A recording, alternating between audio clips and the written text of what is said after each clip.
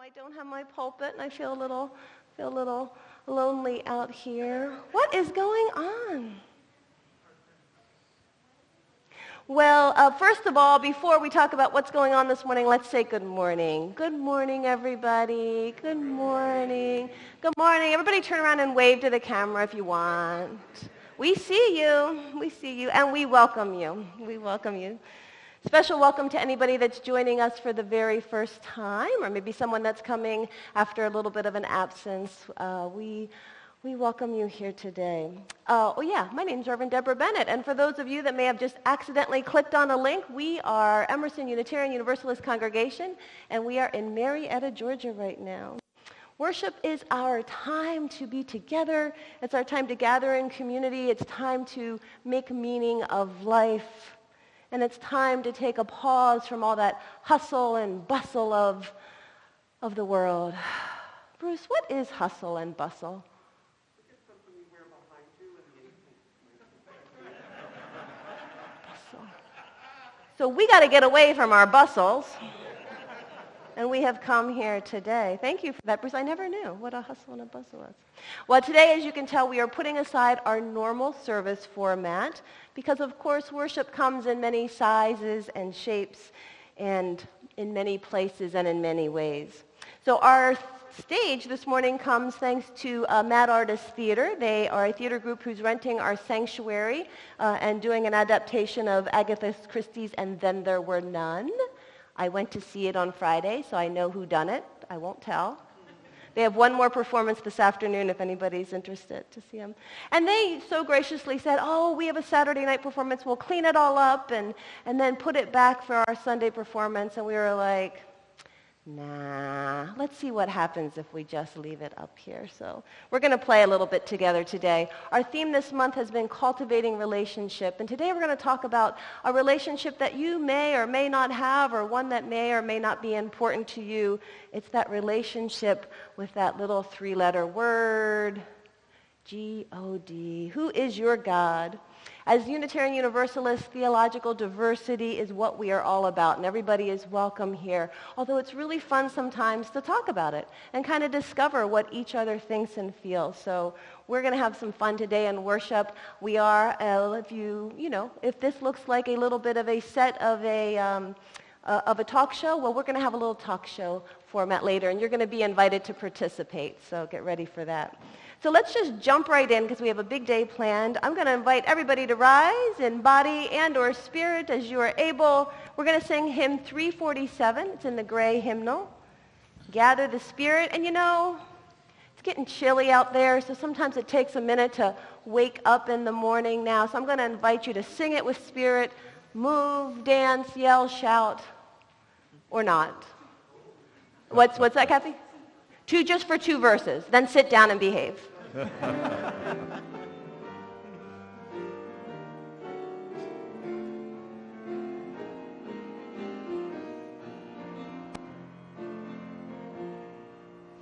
Gather the spirit farthest apart, our separate fires will kindle one flame.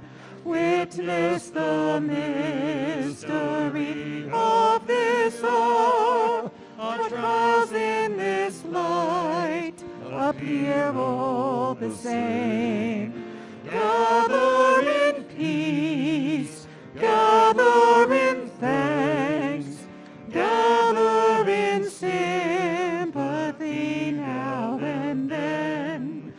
Gather in hope, compassion and strength, gather to celebrate once again.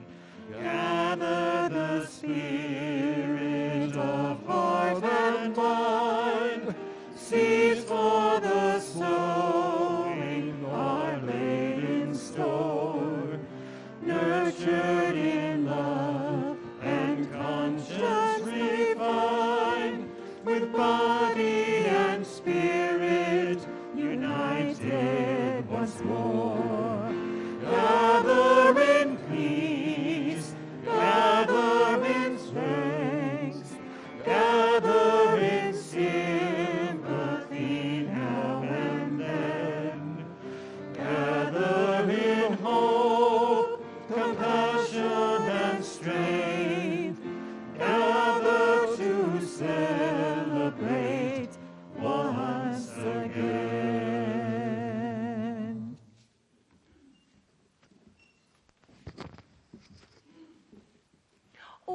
forgot something. It was like the most important part to say. I had my notes and I didn't even say it.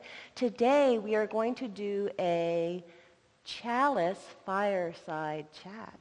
Get it? Chalice fireside chat. Sorry, I kind of blew it. But that's what we're doing. Go ahead. All right. We'll look forward to it.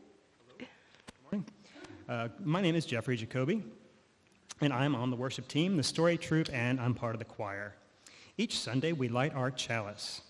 Its light is the symbol of our faith and a reminder of our commitment to be a beacon of love and hope to all who enter, whether that be in person or virtually. Today's chalice lighting words come from Joseph Campbell. We want to think about God. God is a thought. God is an idea, but its reference is to something that transcends all thinking. Every God, every mythology, every religion is true in this sense. It is true as metaphorical of the human and cosmic mystery. He who thinks he knows doesn't know. He who knows that he doesn't know knows.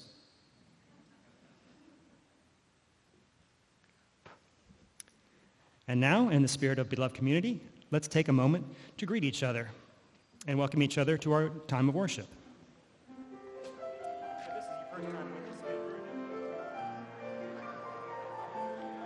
Feel free to stand up and walk around. Get yourself a stretch.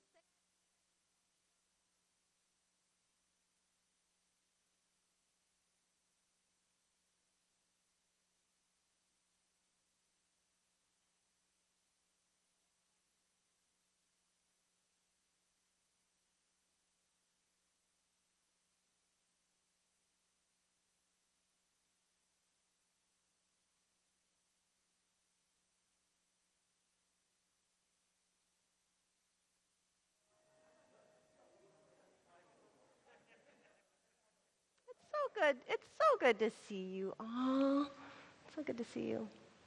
You know, it's uttered from the mouths of theists and atheists alike. One phrase has firmly planted itself in our lexicon. I know you know it. Oh my God. Images of cute kitties and babies elicit. Did you hear? They wanted to. They took over your line. That's okay. You weren't here in rehearsal. Images of cute kitties and babies elicit. Go ahead, you can do it too. Oh my God, So cute. so cute. Yeah, yeah. And we spill something on ourselves right as we're ready to go out, and we say, Oh my God. Really? and we drive by maybe a horrific accident or hear something terrible on the radio, and we say, Oh my God, no, I hope no one is hurt. we want to share a joyous surprise, something we discovered, and we say, Oh my God. I just saw Gerard Butler in Starbucks. I still love you, honey. I just had to write that in there. I didn't hear that. He doesn't know who it is. Oh, okay. Let's keep it that way. Okay, we receive one of those texts, and we just have to respond. LOL. Or if that's not enough, we type, Oh my God. ROFLALMMAO. right? For those of you that are older, what does that stand for? I'm not allowed to say it, but you can. Rolling on the floor, laughing My beep off. Okay. Of course, for many, this phrase is very benign, and the G can as well be replaced with words like goodness or Gomer Pyle, right? And regardless of how you use that phrase, my guess is that a good many of us have had changing and evolving relationships with the G-O-D part of it. I heard a saying that there are no atheists in foxholes.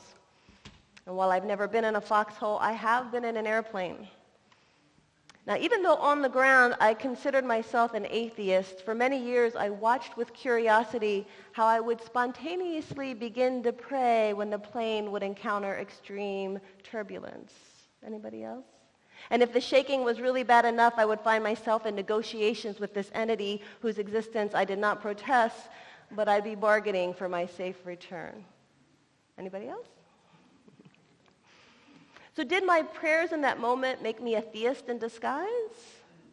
Was that urge to pray just a theistic culture's influence on me?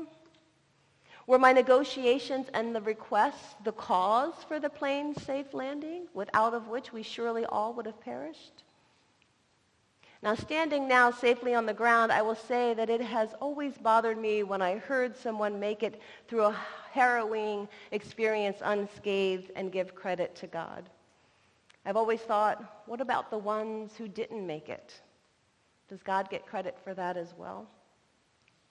And though I have never embraced the white, long-haired, father-figured version of God, these experiences and observations and the questions that they brought up have traveled with me for my life. And I've often wondered of myself, who is my God? What is this force of nature that some call God, and what does it, or he, or she, have to do with this little speck of a personal self, whether I'm hurtling 500 miles per hour, 6 miles above the ground, or standing right here in comfort and safety? I've heard it said that if you want to know your beliefs, wait until you are most vulnerable and see what stirs in you. Perhaps the phrase OMG is not meant to be theological necessarily, but more universal. Perhaps OMG and the concept of God point to something that is common across theologies, across cultures, across our lives. Perhaps we use the word God not to define our beliefs, but to express what is beyond our beliefs, beyond our expectations, and definitely beyond our ability to control. Perhaps even the internet picture of that cute little kitty sitting on the German Shepherd's head is just a tiny window into our knowing that life is not so predictable. It's a fact that both thrills us and I think scares us at the same time. So much so that we've had to develop words to describe it. Perhaps God is not a being but a moment that will never come again. It's an OMG moment. And yet as I say these things in defense of the use of the word God, I also hear the voices reminding me of the injury done in the name of God across many cultures, across many religions. And I wonder, how do we reconcile? How do we reconcile a word that both comforts and harms? So I'm wondering what you think. Who is your God? What do you reach out towards when you are vulnerable? And what do you do with this concept that has traveled with humans in one form or another for millennia? So it was perfect that today we had this opportunity to have more of a talk show kind of theme, because instead of me doing a whole sermon about God and my experiences and ideas about God, I really felt it's a perfect time to hear from everybody. So now last month, a group of about 12 of us gathered weekly to explore ideas of sacred language. And one of the exercises we did was we took different words and we would write 6-word definitions of them, our own personal definitions. And one of the words we did was the word God. So I want to give that chance to you this morning to be part of our service. So if you came in, you should have gotten a piece of paper and a pencil. And if you didn't, please raise your hand or nod in the direction of our greeters who will look out for you to give you a chance to get that. And on that card, I will give you a minute, and then Bruce, I'm going to ask for some Who Is Your God music. Sorry, I didn't prep you for that one.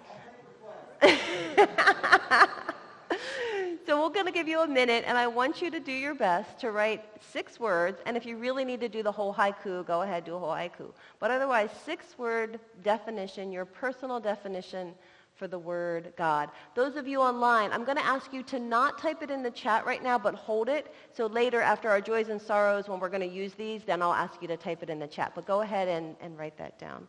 All right, who is your God music, Bruce?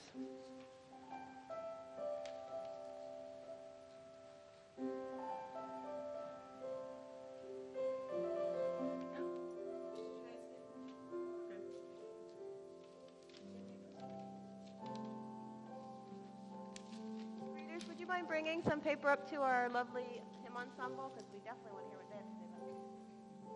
Yeah, you can use anything. You can find. It's an old receipt.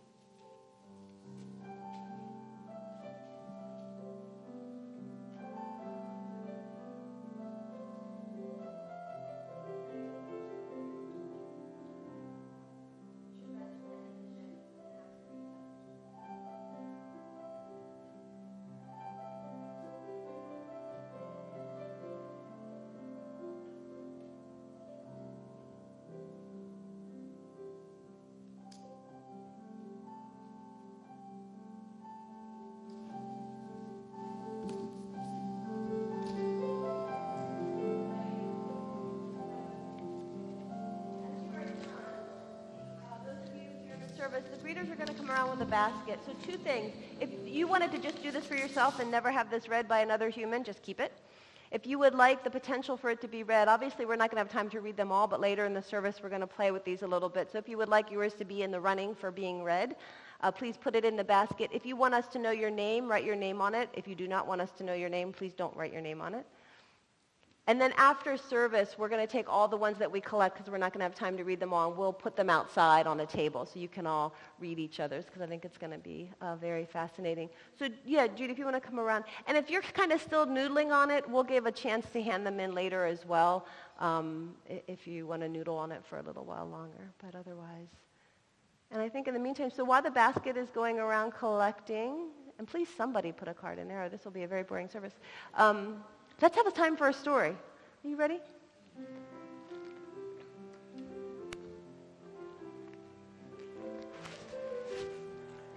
Hey there.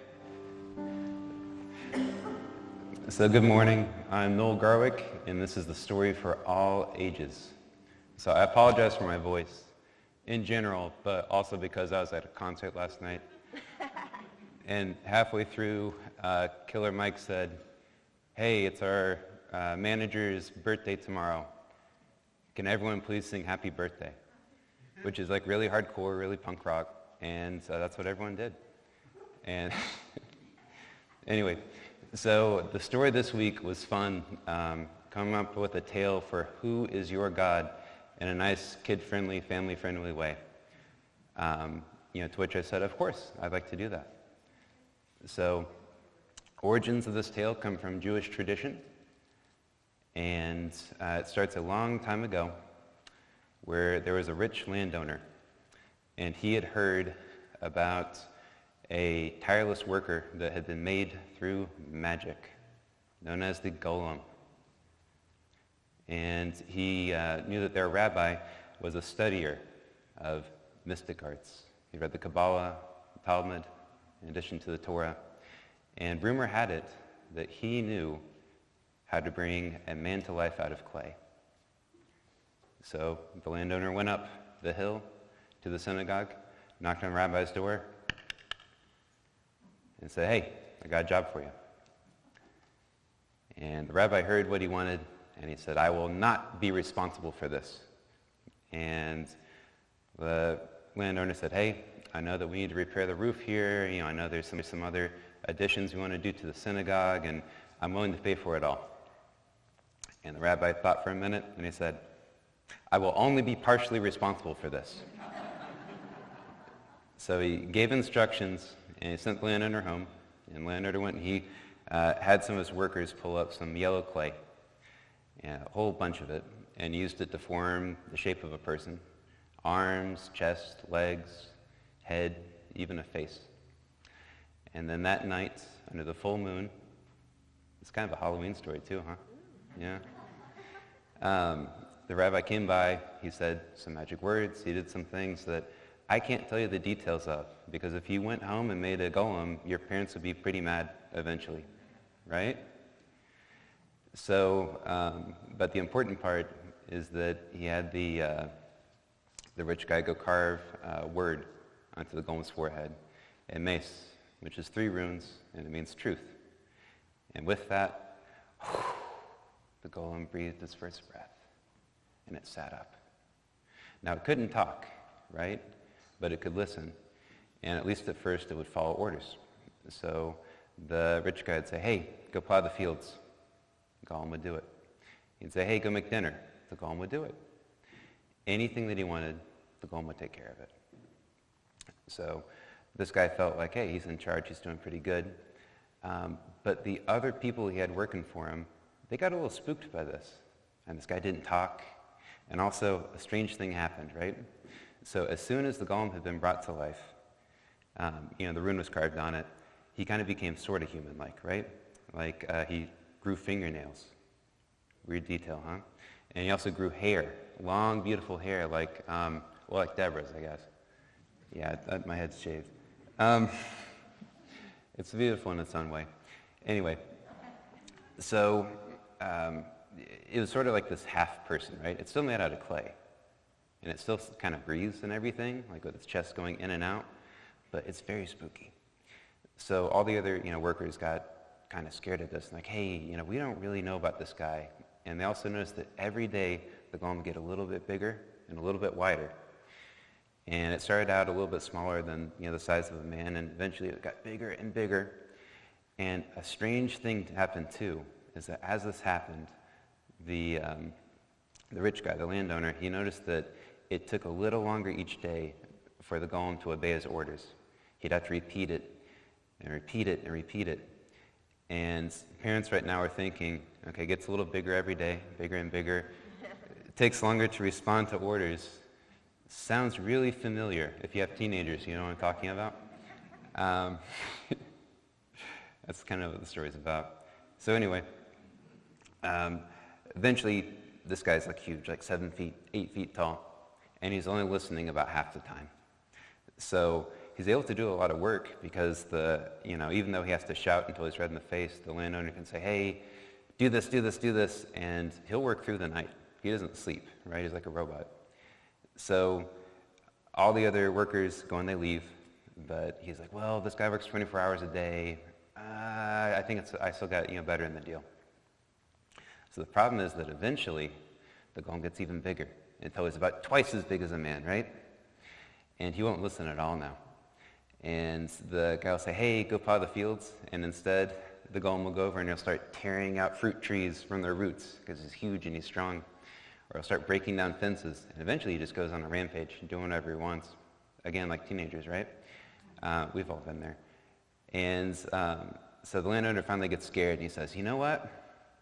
Maybe this wasn't the best idea. Maybe I made a tiny mistake. So he runs to the rabbi and he says, hey, I need your help. How do we stop it? So the rabbi goes and he very dramatically says, okay. You can't know it yet because it's more dramatic if you don't. But he says, here's how you make him go back to sleep. So the rich guy goes and he runs down and he finds the golem where he's like juggling cows, as you do when you're super strong and huge. And the cows are going, woo, woo, like up and down. So he sees the guy and he stops. And he goes and he sets the cows down gently. He actually stacks them and then sets them down gently. Funny image, right? And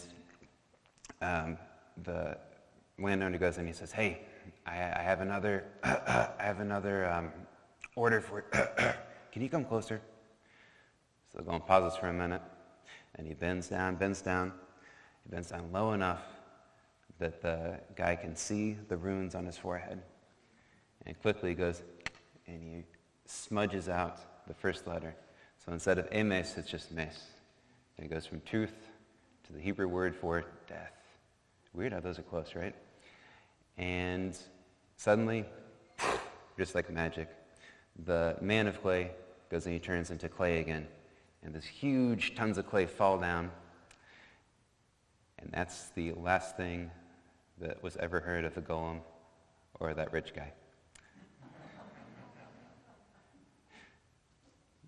Oh, thank you. That's it?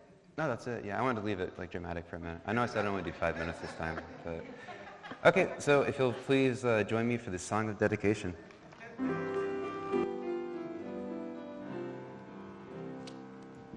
What is the doctrine of this church? A quest for truth is its sacrament, and service is its prayer. To dwell together in peace, to seek knowledge and freedom, to serve humankind in fellowship.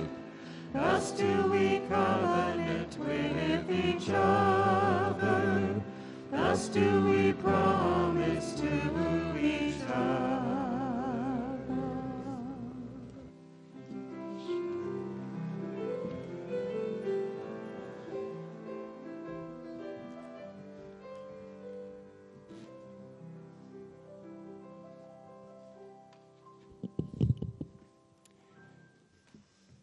Here at Emerson, our vision is to be a radically inclusive, open-minded, beloved community that is a vibrant source of peace, hope, and healing in the world. We know we cannot live this vision alone, and so each month we partner with another organization and encourage our members and friends to support the work they do, both financially and with action. This month, we are partnering with Lost and Found Youth of Atlanta. Lost and Found Youth envisions a world where all youth feel safe and supported to live and love authentically. Their mission is to end homelessness for all LGBTQ youth by providing them with the skills and support needed to live independently. They offer LGBTQ plus youth 24/7 phone, text, and email support, emergency and transitional housing, emergency clothing and food for youth on the street, mental health evaluations and counseling, referrals to health and educational services, resume writing, editing, and interview skills training, and a safe youth center. In addition to making financial contributions, you can consider stopping by their thrift store to shop or make a contribution or volunteer directly with them. As our donation baskets go around, please feel free to take a card which describes the ways to give. And feel free to take a lollipop just for fun. All donations, unless otherwise specified, are shared equally with Emerson and our partner organization, Lost and Found Youth.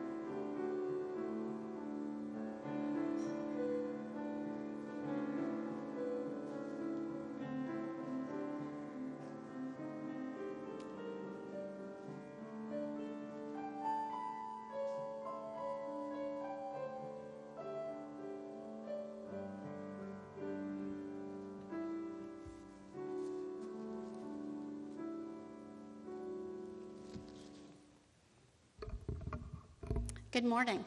My name is Beth Klein, and I not only serve our congregation as the Director of Family Ministry, I also serve on the pastoral care team here at Emerson. Our pastoral care team is here to support you in heart, mind, and action. You can contact the pastoral care team at our email address, pastoralcare@emersonuu.org. Each Sunday, we light our vigil bowl. Its light represents the light of hope for the peaceful resolution of all conflicts on our planet. And it honors all dedicated people who serve us, including those on the front line of the COVID-19 virus battle. We also light candles of acknowledgement for the Cherokee and Muskogee nations of people who lived on this land before us. May this candle remind us of our interconnection, and may our actions help heal all nations of people. At this time in our service, we pause to share the personal joys, sorrows, and concerns of the Emerson community. If you'd like to share a joy, sorrow, or concern with the community, please take this time to type those into your chat if you're in our at-home audience today, congregation. I'll read the ones that are shared personally today while Reverend Deborah lights our candles. First of all, we have a concern from Ed and Kathy Cosper. Our daughter Stephanie McGinley has been hospitalized for over 10 days with an undiagnosed infection. Her husband and 2 young sons are anxious to get her home now. Your thoughts and prayers are appreciated during these trying times.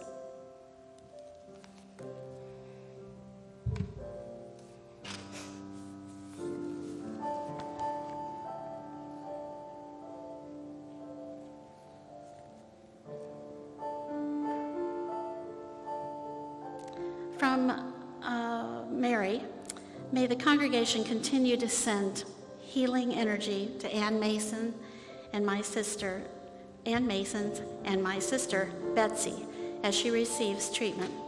Bless you, Mary.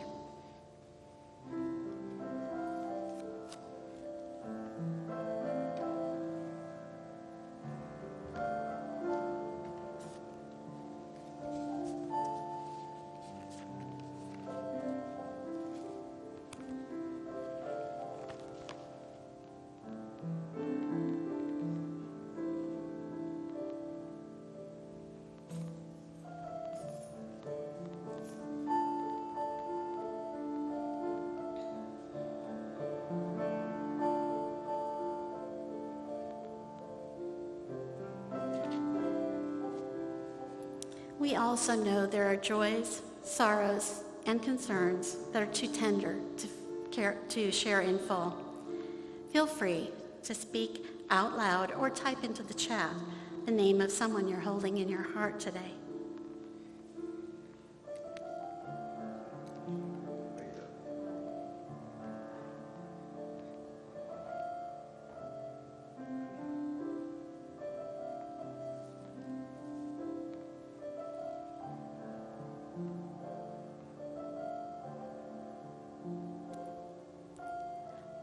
Let us now send our heartfelt, caring intentions to those named and those unnamed, and to all people everywhere by offering the Buddhist prayer of loving kindness.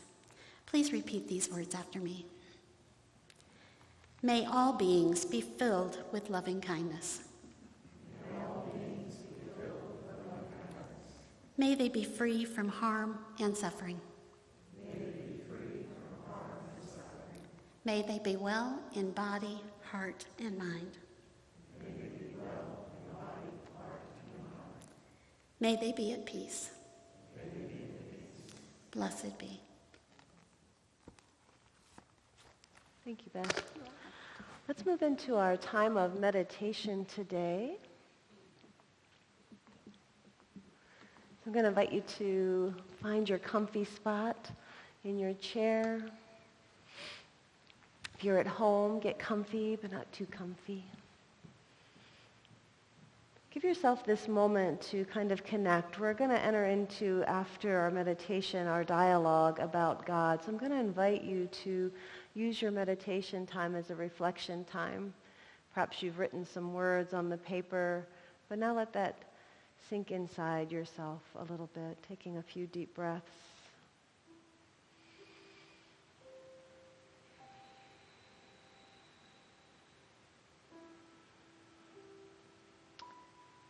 By any name and in any way that we experience it, we all experience those times in our life where we feel vulnerable, where we don't know the path forward.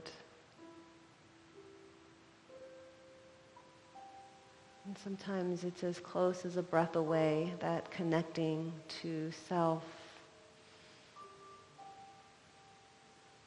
Some call it the still small voice inside that helps guide us.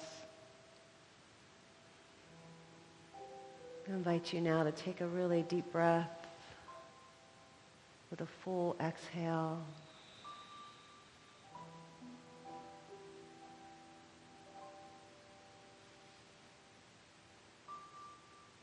Be present with yourself in this moment,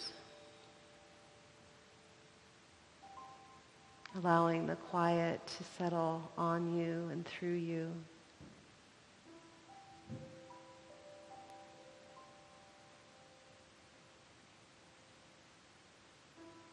Noticing what you may hear or feel or sense in that quietness.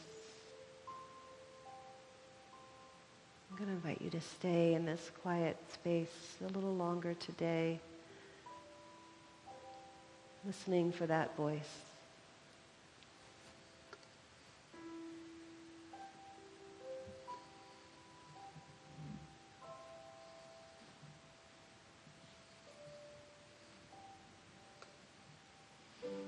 And as you're ready, centering yourself even deeper, let the music wash over you.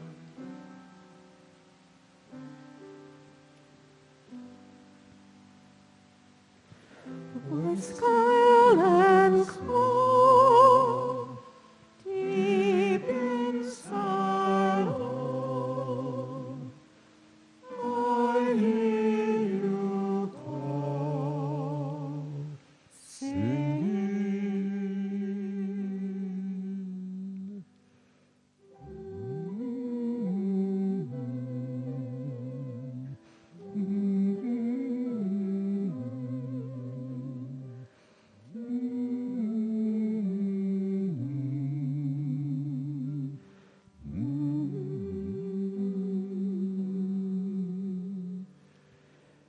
In storm and rain, sorrow and pain, still will remain, singing.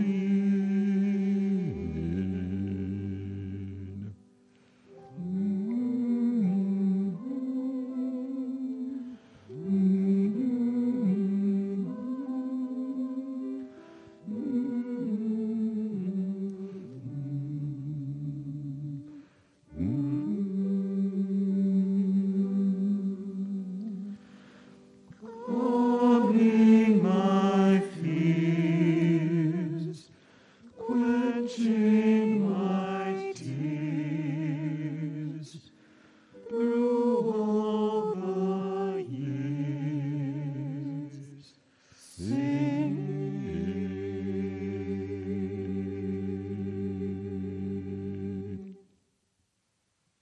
As you're ready, allow yourself to open your eyes.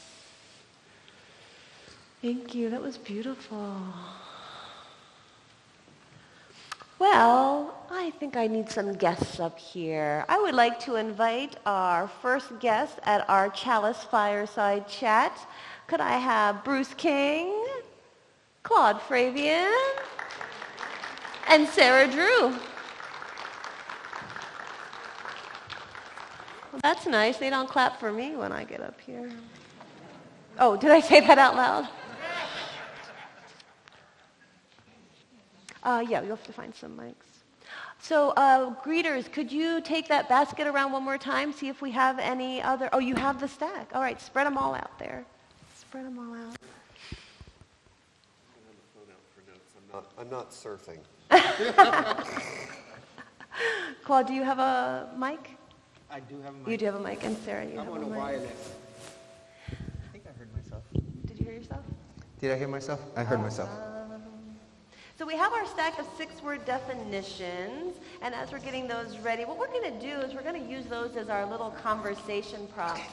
And the four of us ended up here, one, because it's who said yes, and two, I was aiming for a little bit of theological diversity. So I think we have a little theological diversity up here, and hopefully what we don't represent is going to be represented here. I wanted to start, though, our conversation with a little Buddhist tale and see what you think of this.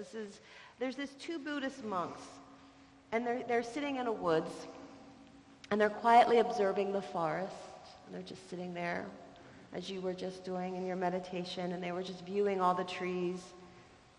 And then after a long time, one of the monks nudges the other ones, and he says, "They call these trees." And they instantly both started laughing hysterical. And I think this talks about how we humans like to label things, right? We label things and then we kind of check. We know what that is, and then it's labeled and it's done. But I wanted to kind of start our conversation just with that idea labeling this thing. I don't know. What do you think, Bruce? Well, I totally relate to that. Do we have a mic on, Bruce? Yeah. Oh, there we go. Can you hear me now? All right. Yeah, I like that story because I resist labels. I have grown naturally resistant of labels. And I didn't start that way because I was given the label, I accepted the label, and I dogmatically just chased the label. And it took me a minute to figure out that I could peel it off and kind of make my own label. Which I'm not telling you. I think I shouldn't tell you. I feel kind of secretive about my label. Don't tell. I'm sitting on my secret.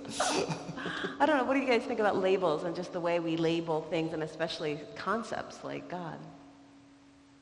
Yeah, I think that tree, the example is particularly interesting because it's a tree, and I was thinking of like all the things that trees give us, like fruit and maple syrup and shelter and shade, and goes on and on and on, and it's so much more than that. And I think that labels work in the same way, right? They're quick, easy, shorthand. I say tree, you imagine what I mean, but actually, like, the greatness is just hidden underneath that little tiny shorthand. Yeah. Yeah. What do you think, Claude? Yeah. So when I saw the prompt, the first thing I thought about was how the moment you use that word is, this is. It's like you put the box and, everything it is within that box, and everything outside is just not that thing, Yeah. And I think it's something we do to just make it easier on ourselves, it is this, and that's the only thing it can be. Yeah. Well, everything I say is probably going to relate to music because that's kind of where I'm at. But when I'm teaching kids music, I have to teach them the labels of everything. And everything has a very defined, it's the only way we can communicate, to get together and communicate, and later I can communicate with Kathy, and Kathy can communicate with them. But then there's a time where you have to kind of forget those labels and make music, which is almost different than the notes. Yeah, right. So I think we do this with this idea of God too, right? So I'm sure we each grew up with kind of a different concept of God, and I think there's a lot of concepts here of God. So let's dive in. So just randomly pick one up, and we're going to read them, and we can talk about them or not talk about them. And I'm going to, those of you online, I am pulling you up right now. If you want to go into the chat and put yours in the chat, we will get to some of those as well. What do you got? I have God, connection to the beyond to provide comfort. 1, 2, 3, 4. 6 words. All right. So say it again, connection? Connection to the beyond to provide comfort. Let's just read a couple so we can see how different they all are. Go ahead. I have creator, purpose, unconditional meaning, habitual thought. I have God doesn't act, God is everything. Here's one that says, originator of all things, ultimate scapegoat.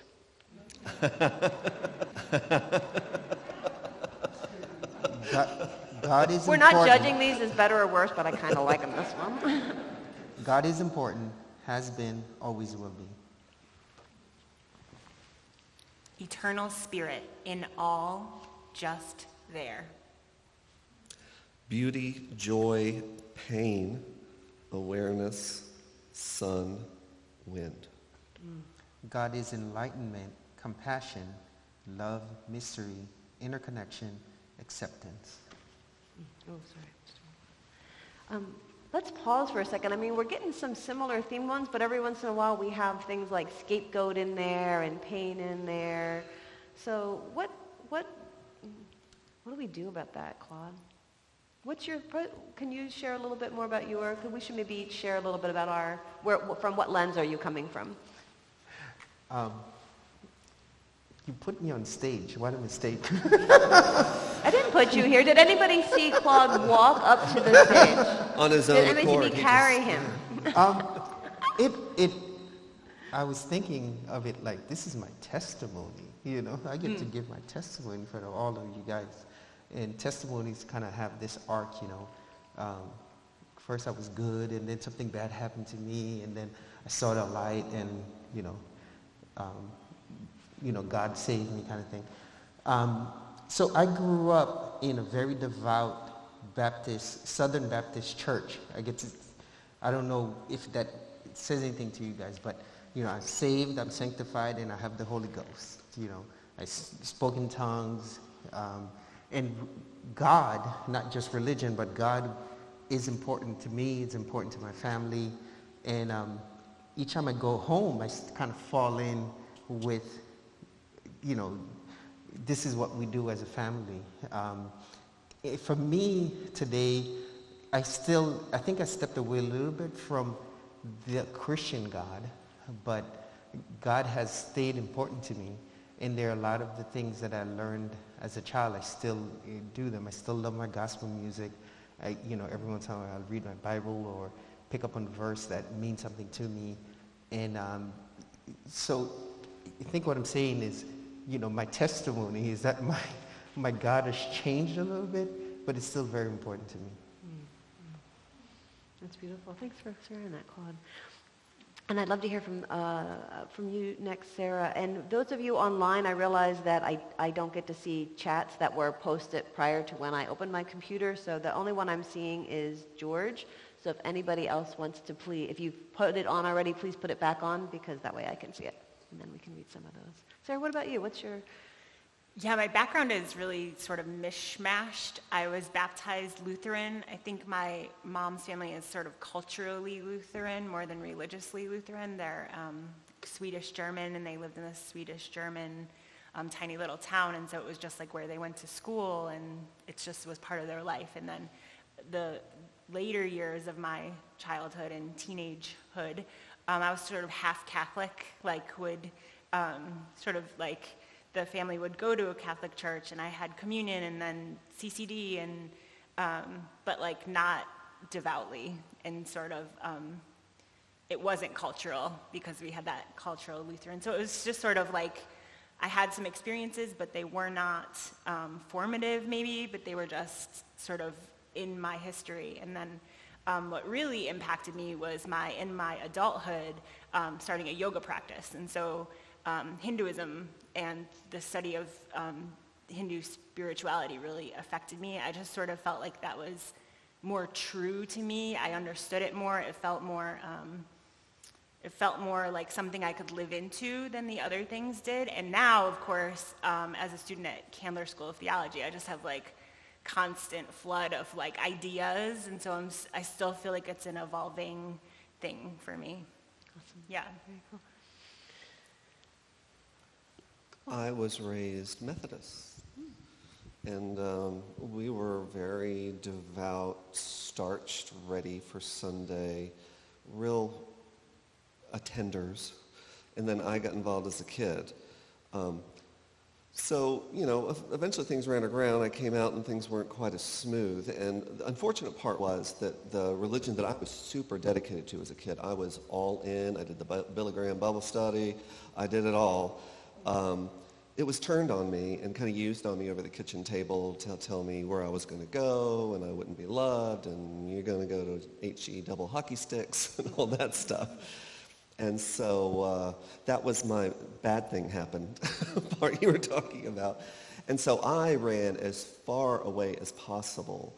And I talked about it in our Not So Small talk, that I kind of rediscovered a connection through music. Because I was done with, and I won't use my words here, but I was done with those words, those words. I was done with them. I was done with really all the words. And so I knew when I came in here to take this job, I was like, okay, be ready for words, be ready for the words, they're going to come, I know they're going to come. And be ready to sit there and talk about them and be put on the spot. Right, so, I have to remind myself I got a little triggered by things, but I've also gotten old enough now to where I'm interacting a lot with my family, and it's important to stay connected to them at this particular point in time. Yeah. And so, you say you go back to your family, you kind of fall into it. I don't. I can't. But I do go back with more openness to what they're about, and I see it's theirs, and it's over there. So I'm curious, because you've each kind of spoke about your religion and this, we're growing up, but then there's God, and I guess because I grew up in an atheist household, to me my relationship with God or not with God is a very personal thing that always happened outside of religion, because I didn't grow up with a religion, but there's still, growing up with a religion or not, I feel like there's still this universe.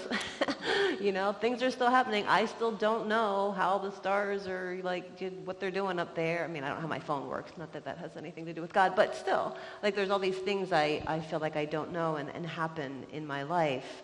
And so I struggle with, like, what label to put on that, you know? And if I do label it and then I say the word God, you know, will you understand what I mean by God, and is it okay if you don't, right? Do you go through that too? Do you know what I'm saying? Yeah, when you brought this up, the thing that bothered me the most when I kept writing it down was the minute I hear the word God, I think man. I don't, and although I then come with like, well, or woman, or whatever it is, entity, Right. but I think my ingrainment is it's a man. It's, you know, I don't think like that, but that is what comes to my mind when I hear that word. So I try not to. And so it sounds like for you, you don't have a personal relationship with something you would call God at this point? I really kind of get creeped out at the personification of that. Yeah. It makes me, well, kind of like the tree. It's like, why would you call it a tree? Just a tree. It's a nut. It's a berry. It's a root. It's a mushroom. It's a, you know, it's all this stuff. And it's like, oh, the minute you say that word, you kind of, there it is. It's this little But to thing. teach the students, you had to teach them a word. You had to teach them a note. I love that analogy. Yeah, Because there's that, right? There's that tension of like, how do we talk about this if we don't use a word? Well, one of my words is contradiction. Oh, okay. There you go. God is contradiction. What do you think, Claude? I mean, it sounds like you use the word God and you have a relationship with something you would call God. Yeah, I would say definitely that I have a relationship with something I call God. I had to kind of step away from the personification part because a lot of it, I think it's, you know, the idea of the white man with the long beard kind of thing just was not working for me as a, you know, African-American person, or as, you know, there's like all sorts of things that are tied into that. But at the same time, I wanted to be able to be true to myself in what I believe, and then also true to the relationships that I have, that I can pray with someone and really feel it, and not just, you know, thoughts and prayers, or, you know, that wishy-washy stuff, you know. Yeah, that's powerful. Let's read a few more cards and then we'll... What you got? I have the web of life, Gaia. Using the word out distorts the meaning. Using the word distorts the meaning. I like that. Somebody saw our notes about what we're going to do. God, embracing, listening, walking with, enjoying life. I think it says my cat's face, twinkling my heart. Oh. I think I like my cat's face the best so far. Here's a couple from our online folks. Ever-flowing love, light, joy, peace. Creator manifesting as ability to create within each creation. Ripple. God. Okay, now here's somebody that has 1, 2, 3, 4, 5, 6. It, spirit, love, universe, Tao, consciousness. That's all I got. Choir folks or ensemble, did you get to hand in your things? If anybody wants to hand in their thing, I'll mix them up with others so we won't know which one is which. What else you got, Claude? I have beloved, benevolent, altogether spirit of life. God is the creator and viewer of the show life. It is multiple seasons with many characters and story arcs. Higher power, God, goddess. God is my knowledge of kindness and compassion and intelligence. I'm struck, and maybe it's just who chose to come to a service with the word God in it, but I'm struck by, okay, good. Here's some variety. God stays out of my business. I like this one. Breathless breath of the infinite universe. Also, A on penmanship. This is really...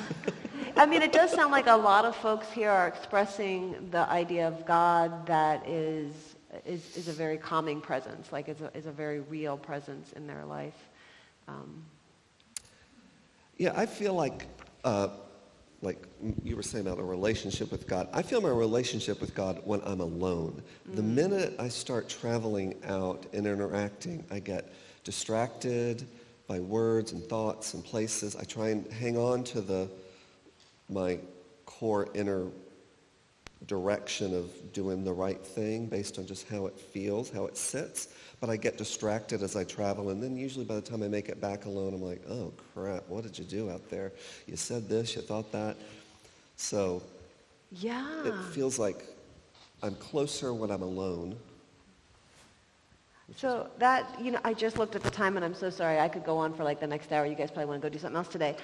But we're going to have to wrap up. So let me ask for any closing words. And then because you said that, I have this little metaphor that I ran into that I think is exactly kind of what you were talking about. But did anybody not say something you wanted to say, Claude? Yeah. I like what you said, because it made me kind of think of, I think even in Christian communities, people struggle with that idea, the relationship part, right? God doesn't need me to have a relationship. God is God, right? And I'm just little old Claude. It's like, I don't need you. You need me, And so I think even in Christian circles, that idea of that relationship with God is like, if you pray and you're praying to some, person that you never hear back from or something, it's like, why does that other big thing need you? So the whole prayer and the connection is really, it's feeding you more than it's feeding the big thing. And I apologize, I don't know the author who I snagged this from, so I will find out and then report back. But this is a metaphor to illustrate this, I think this tension in our life too about God and the image of God. It says, imagine God as a rushing, tumbling river, and we stand on this river's shore, and we dip our fingertips in from time to time, and we linger there feeling baptized by beauty and mystery, but at some point we have to turn around and face our daily lives, leaving that life-giving water in the background. And then she's saying, religion offers us a bucket, which is a way to carry the divine with us. Through parable, ritual, fellowship, religion becomes a container of meaning.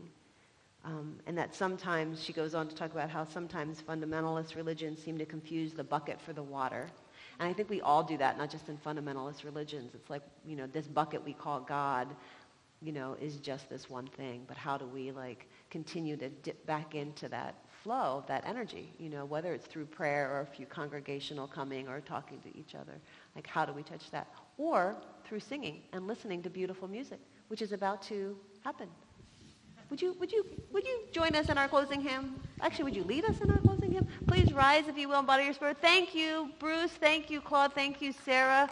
I could go on for a lot longer. That was wonderful. I don't know what our closing hymn is. Can somebody tell them? It's actually 23. It's listed in the order of service as 123, but it's actually hymn 23.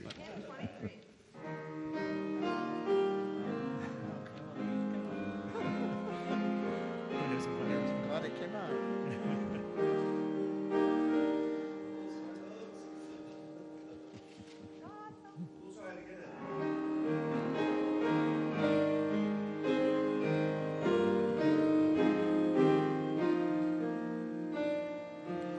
Bring many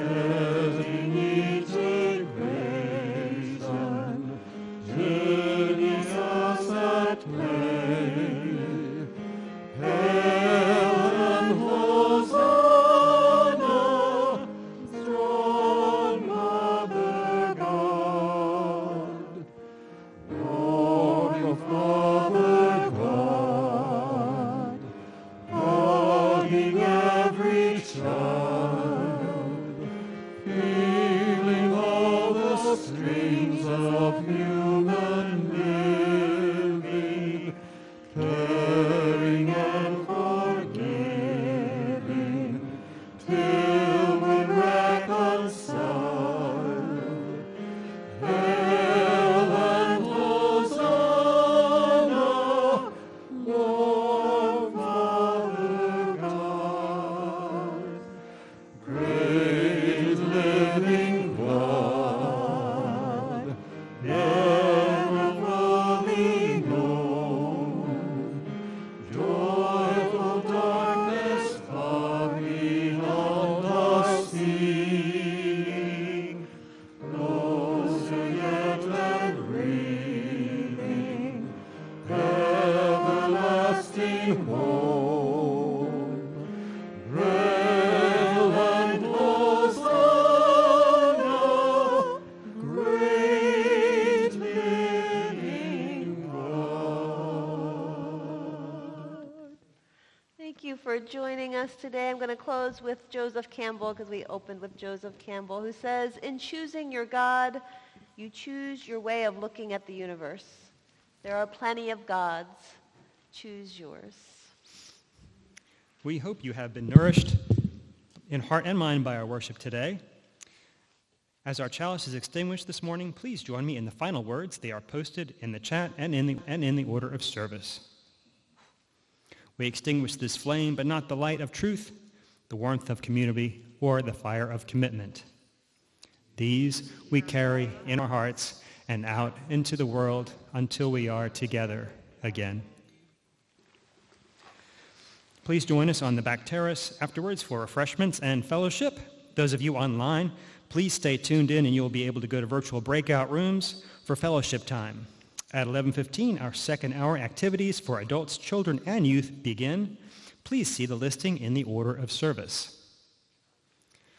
And take peace with you, and the service is ended. Get out of here. On the table, so if you're curious about what all of these say, well, they'll be out on the table and you can read everybody's thoughts.